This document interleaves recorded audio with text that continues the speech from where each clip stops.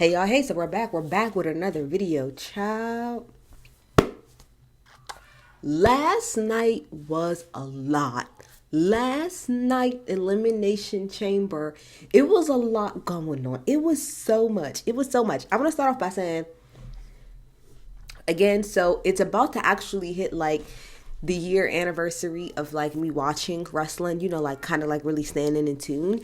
And I want to say so far, out of my past year, this Elimination Chamber was the best WWE event / show that I've seen since I started. And I'm talking about as far as the best show from top to bottom. There wasn't a whole lot of filler. The next one I'll say after this is probably like Bad Blood, and that's more so just based on like the Drew and CM Punk fight. But I'm talking about one where I did not feel like it was slow moving. I didn't feel like, like I can turn the channel. Like, it was a great event. And again, I see where WWE is going. They are really making and I also feel like I started watching wrestling during like a transitional period, like where you can tell that they are moving out of one era and going into like another one. It seems to me like they're leaving the quote unquote PG era alone. That's dead. And we're they calling it the Netflix era, meaning we're in the unrated, we're in a good era right now, right? Or that's where we're headed. Let's talk about a lot of things. I know we want to talk about the biggest thing that happened at the night. I'm going to tell y'all a quick story about that when we get to it. But let's just kind of run through everything really fast, right? So the first thing we had was the women's elimination chamber match. I thought it was a really good match. Jade came in.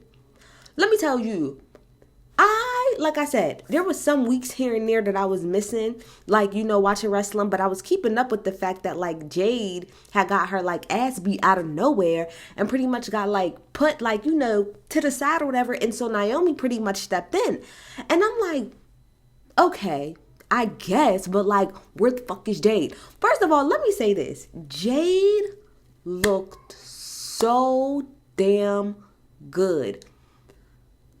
In the entire year I've been watching this show, I have not seen that woman look better than she did yesterday. The hair, the outfit. First of all, the thing about Jade is the body is always going to body. But I feel like sometimes the outfits that they put her in, I don't really like the outfits or the hair choice that they have for her. When I'm telling you, she looked so damn good. Like, Jade kind of like, to me, looks like Tiana Taylor a little bit. So damn beautiful. But she came in, Liv was fucking shook to her core because it was just Liv and Naomi that was in the ring, and then like Bianca and what is that other girl's name that y'all like? I think her name is Alexa Bliss. I know nothing about her. Y'all could give me some videos or something if y'all think I should know about her. She was in a little cut or whatever. But anyway, she came out. Liv thought she was about to get her ass beat. She went straight for Naomi. Yo, Bianca acted her ass down in that little pause. She was screaming at baby when she was it a high kick that she did to her face when the refs were trying to pull her back, and she was like, move, and then just baby, she was banging her head off a thing. She literally took the cage door and tried to slam her head in it. Jade was not playing. She was not playing. Y'all wasn't about to stop her. She looked so damn good. She looked amazing. Okay? But she came through, did what she did. Do y'all think Naomi's really the one who attacked her? Now, some people are saying they don't think so because she genuinely, like, looked shocked. But she could just look shocked because she got caught. I don't know. And then, like, whose side is Bianca gonna be on? Like, take your girl's Jade side. Like, if that's me, I'm always gonna ride with Jade. Point blank, period. Ain't no get around it. So, like I said, I thought that the match was really, really cool. To me, just like as a side note, I feel like so far, like technically the best like women wrestlers that I see to me are what is it? What was her? Is it Tiffany Stratton? So Tiffy Time and Liv. Liv gets on my nerves like as a character, but Liv is a really good wrestler. Like she's really fucking good. So she was killing it. Something I've always wondered about Bianca, although I do love her ponytails, I've always felt like that is like a heel kind of to her, like a heel, a bad thing for her, because I feel like it can always be used against you. And as y'all saw, Liv treated Bianca like a damn yo-yo. She was like, whoop, whoop, whoop, whoop. It reminds me of like Etna Mode, from The Incredibles, when she talks about no capes. Because all of these things can happen with a cape. It can get sucked into here, it can get pulled here. That's how I feel about Bianca's like ponytail. I understand that it's iconic, it's part of like her whole thing, but I do think like realistically, it's really more of a hindrance than anything else. Like everybody else has hair, but you have it specifically to where it's like a rope, and I could just grab you and do what Liv did to you again and again and again. But point of the matter is that, Bianca won. I was very happy for her. I was like, yes, ma'am. Yes, we're going to WrestleMania. Let's talk about it. Then we had Tiffany Stratton. This is why it's confusing. Tiffany Stratton and then Trish Stratus, icon, lover. And then Nia Jax, and I forgot the other lady that was Nia Jax's partner. Now, I don't know. Y'all explain to me maybe why, but it didn't. And look, I'm so good now, like with wrestling. I know like a lot of wrestling terms now. So like, I'm all proud of myself, right? So why didn't Trish get a pop the way that maybe like, I don't know, she didn't get the pop that I expected to her? Like she is Trish Stratus, she's a legend. She's, in Toronto, where she's from. To me, the whole point of this match was so that Trish could fight, like, one of her last times, but like in her hometown. And it just feels like when she came out, I don't know, it didn't feel like there wasn't no real pop for her. There was more of a pop for Tiffany than it was for her. And I'm wondering, is it because people don't, the age group maybe doesn't really know Trish Stratus? Because that doesn't make any sense to me. Is it because maybe people just, no shade, maybe people just don't care as much? I don't know. I would really like to know though, like, why she didn't get the response, I guess, that like maybe was expected. So they did their match. It was cute. Like I said, it wasn't the like best match in the whole wide world, but it was cute. I was entertained. Tiffany and Trish won. Good for you. Okay. Then we had Kevin Owens and Sami. Now, if it wasn't for what happened at the last 5 damn minutes of this damn show, that would have really been the highlight for most people. For me, even though what happened at the end was crazy, this to me was like the best part of the entire show. And I went back and I even watched it again this morning. Shout out to In the Clutch Entertainment, because I went back and I watched with their reaction. Ross is hilarious. Hilarious. Shout out to In the Clutch Entertainment. Shout out to them. But what a match. I want to say, again, if I'm doing my full year review, that is for sure the best match. Next to, as I keep saying, the CM Punk and Drew McIntyre's and Bad Blood. This was the best match that I've seen all year. Hands down, it's not even close. I've been going back to WWE Vault on YouTube, and I've been watching like, a lot of the, older matches, because if the children don't know, back in the day, something like Bad Blood, something like Elimination Chamber, you had to have what we called pay-per-view. So if you didn't pay for it, and a lot of times it was like fucking $60, $70, $100 per event. So if you did not pay for it, you did not get to see it. So all you got to see was pretty much like, if you knew somebody, maybe they recorded it on their VCR, or you would have to wait until like SmackDown or Raw, like to see like, the highlights or recap of what happened. So I'm saying all of that to say, it's cool, that like now we get to actually see like all of these events and stuff. So as far as I'm concerned, best match. They completely did that. Between the daggone tables, it was at least, they put 2 tables on top of each other. I think Sami went through that. Then Kevin put him and Sami through another table. There was chairs galore. There was a barbed wire chair. Hold on. When Kevin Owens put I forgot, I don't know what the name of that damn move is. Maybe it's the pile driver. He did that to Sami, and the damn chair was like crushed. Too much. It was so good. There wasn't really much more that you could have asked for, other than like like the, because to be fair, I was waiting for like the blood a little bit, but I didn't see any. Maybe, don't know exactly why they didn't do that. Maybe they felt like it was like enough, they didn't really need all of the blood and stuff. But I still saw a little bit of blood like from Kevin's back. But outside of that, it was a great match. Like I said, they went through the damn audience. There wasn't much more that you could ask for out of a match. They gave you tables. The only thing they didn't give you was ladders, but it was enough height. Tables, chairs, barbed wire, a hockey stick. Somebody got put through tables multiple times. They fought in a crowd. Emotion. It was great. It was great. And because it was a non-sanctioned fight, obviously they could not stop it. So it was pretty even, I think, until Kevin like put Sammy's neck in the hole in the chair and then like slammed it, because y'all know like Sammy's neck is already fucked up or whatever. So he did that. He beat Sammy. Kevin is about to leave, and then he comes back and he rips up the mat, because I think he was gonna try to do that move to him like on the actual concrete. But right before he's able to, oh my baby, oh my gosh, my boyfriend since I was at least 8 years old, Randy fucking Orton, comes through with the come through. I love the emotion that Kevin Owens was giving in the ring, because like he was really like crying. That man needs help. Between whatever's going on with him and Cody, and then him and Sammy, like it's too much. That man needs like a hug, for real, for real. Randy Orton came in there, beat the hell out of him, was about to punk kick the shit out of him until they pulled him back or whatever and let Kevin go. But don't let people undersell that fight. That fight was for sure. It was for sure the best fight of the night. It was even better than a men's elimination chamber. It was the best fight. Best fight of the whole night. And like I said, I see the way the WWE is starting to be a little bit dark. Like we're going down a dark road, and I'm here for it. I'm here for it because I feel like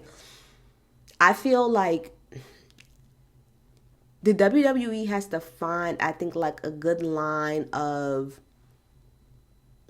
being entertaining to both children and adults at the same time. Like you gotta kind of find that line, and I feel like we're moving more towards like adult content within the WWE, and I'm here for it. Like even this match, even when it came to like the lighting, they pretty much dropped all of the lighting, kind of made it like very like focused on just the ring. It was really, really good. It was really, really, really damn good.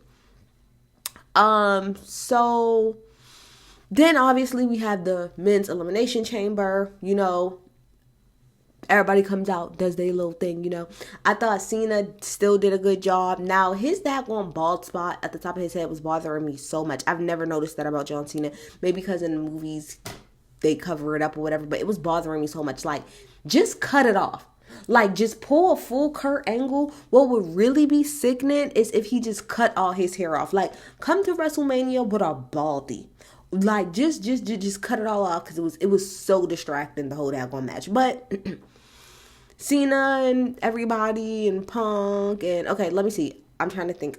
I know everybody that was there. It was Damian Priest, which, can I say, I feel like Damian Priest gets treated as like an afterthought or something. Now, when I first started watching wrestling this time last year, he seemed like way more of an important character than he is now. Like him and Rhea, like that seemed more of like a real important storyline, and now it just feels like he's an afterthought, like in the WWE, and I'm not really understanding why. Maybe because him and Roman are really similar to me, they kind of remind me of each other a little bit. I don't know, but it was Damian Priest, Drew McIntyre, Raggedy Logan as Paul. Oh, speaking of that, so before, because I hopped in maybe like right after everything happened with Jade, so I have to go back and watch that, but I know that I saw people online saying that when the lady came out to sing the USA national anthem, that everybody booed. And I said, that's what the fuck y'all get. That's what y'all get. And when I say y'all, I mean me, because yes, I'm American, but that's what the fuck y'all get. That's what y'all get. I hate the fact that y'all go to these other damn countries. Y'all are in Canada, but y'all are trying to do the U.S. national anthem. I don't care that the WWE is a USA fucking based company. I don't care that everybody that's from here or the majority of the stars from USA. I don't care. It's raggedy to go to another person's country and do your national anthem. I don't care. I know they do it in other places. I don't care. I don't like it. I don't like it. And I'm glad that why would anybody cheer us right now? Deserve to get booed. And Pat McAfee and everybody else having an attitude about it, suck because it's deserved, okay? But anyway, so Logan Paul had came out with like the American flag. So the reason he did that is because they had already booed. So he just wanted to like troll on top of trolling, hate him, hate his brother. Anyway. So yeah, Logan, Drew McIntyre, Seth Rollins, who I would just like to say it's official. After Jey Uso, Seth Rollins is absolutely my favorite wrestler. There is something about what y'all call, I guess, his aura. It's too much. It's amazing.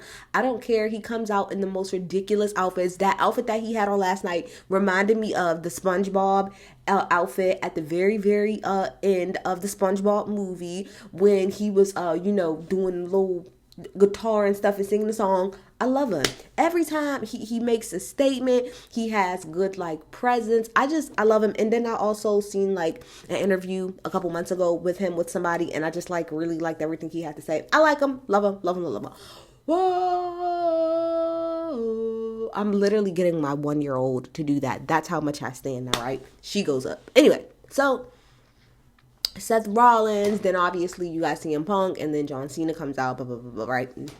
So like I said, I thought that it was like a cool match. Nothing to me like to really write home about, but it was a decent match. It wasn't bad at all. It was really good.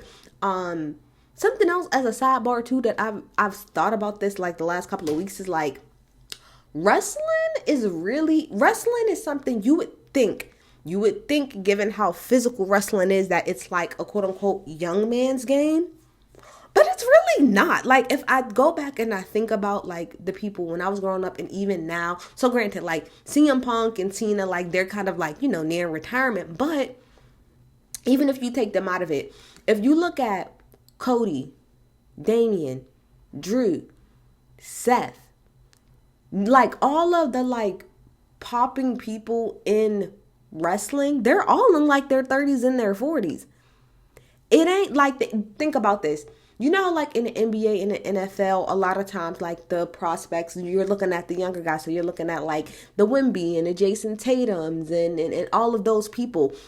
That's not how it is like in wrestling. In wrestling, there's not a whole like I don't know no 18, 19-year-old wrestler that like people was going up for. It don't really work like that. It seems like in wrestling, you kind of get your swing and kind of get into your bag maybe like, damn, I don't even want to say that. Maybe like your late 20s, 30s. But it seems like your 30s in WWE time, that's your prime. Is in your 30s. But I just thought about that. I thought it was real interesting. Like, it's one of the few sports entertainment or sports realms where you being older is probably actually better. Because I don't think nobody gives a fuck about no like 15, 16, 17, 18, 19-year-old wrestler. Nobody cares, to be quite honest. We want to see people that's mature. So anyway.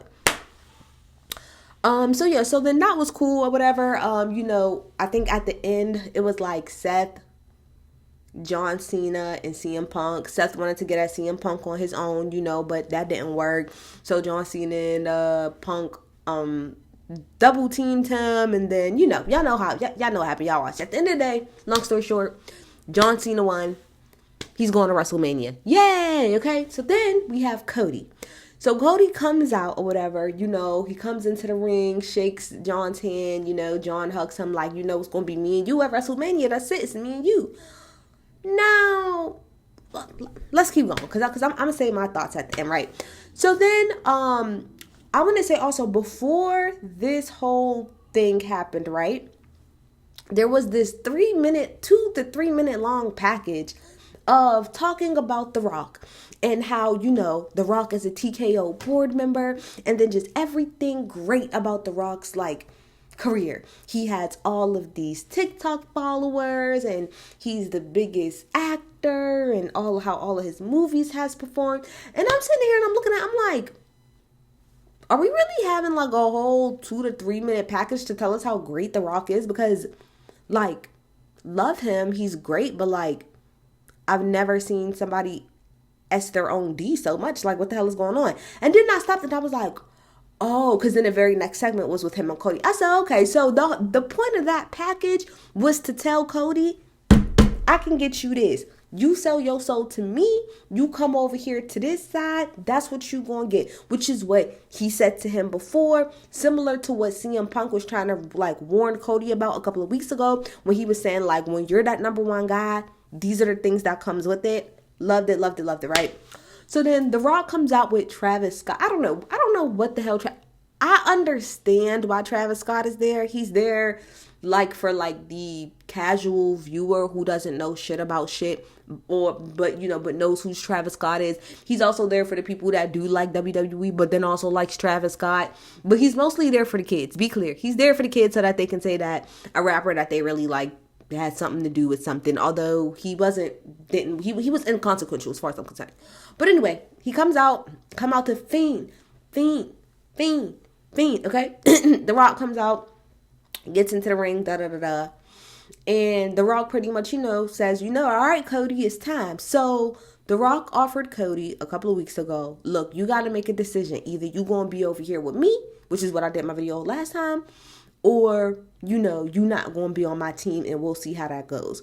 So The Rock is pretty much like, did you make your decision, Cody? Either you with me, and you can get, the world is yours, or you go against me.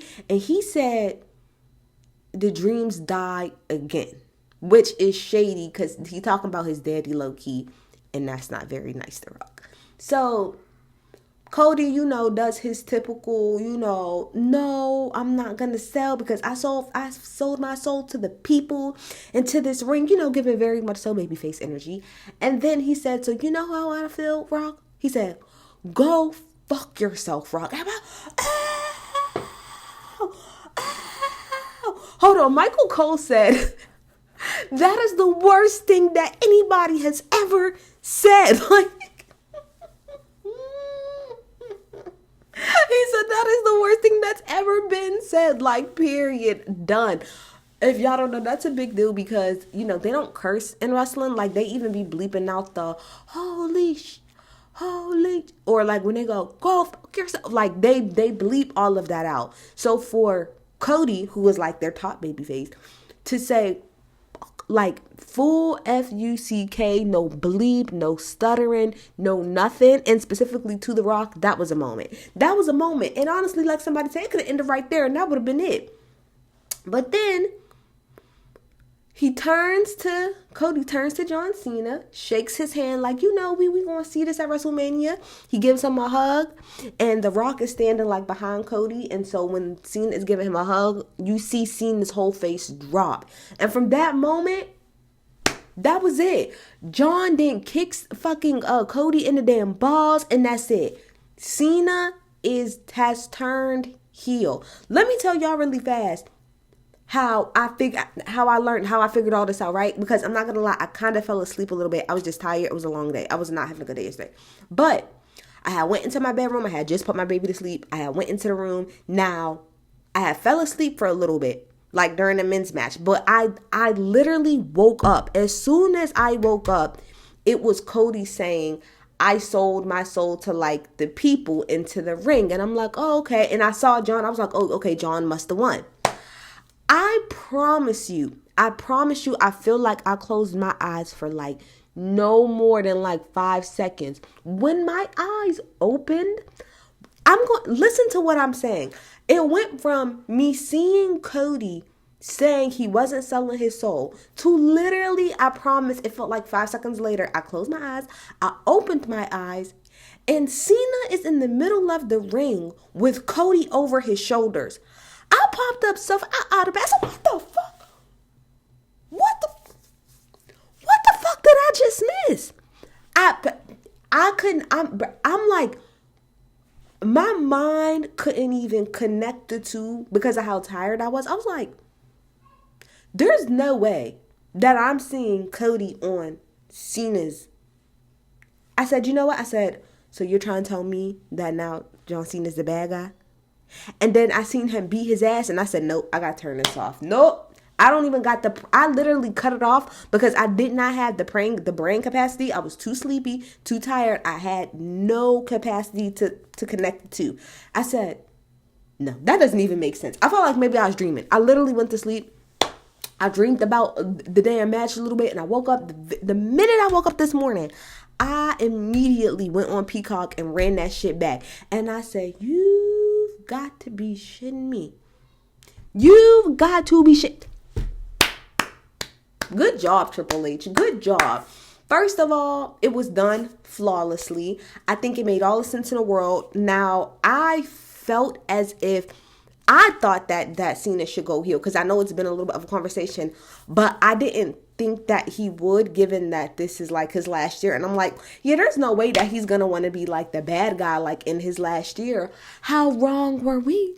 How wrong was I? How wrong was I? But I'm gonna tell y'all the main reason why I felt like CENA was gonna turn heel is because, to me, it did not make sense to have two baby faces fight each other at WrestleMania. That does not make sense. If I'm going off of everything I've learned, like, not just me, because over the past year, not only have I just like watched, but I've literally like taken in commentary from people who like are actually into this shit. So like the Busted Open podcast, Wrestle Talk, the show that like O'Shea Jackson Jr. has, going to WWE Vote. Like, I've tried to, even going back and watching FD Signifiers videos on wrestling, I've really tried to learn as much as I can in this past year.